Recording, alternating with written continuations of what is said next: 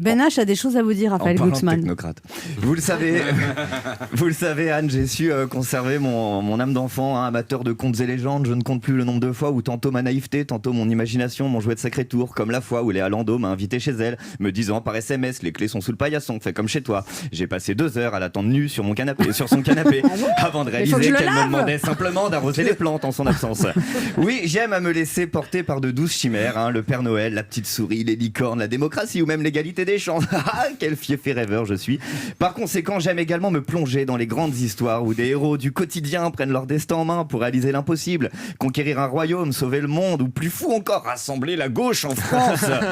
Et c'est ainsi que commence la folle aventure épique rocambolesque de Raphaël Glucksmann ou le dernier épisode de Game of Gauche.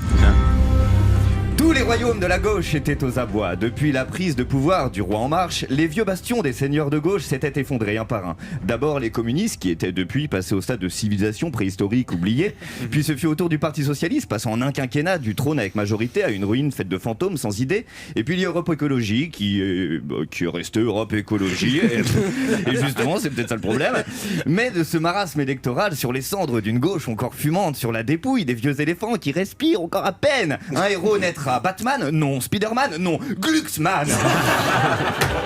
Mais la route vers le trône de gauche est longue, périlleuse et semée d'embûches. Combien de prétendants ont échoué, que ce soit sur une colère saine, un soir d'entre-deux tours présidentiels, ou sur un coup éclair et sans amour dans la chambre d'un Sofitel.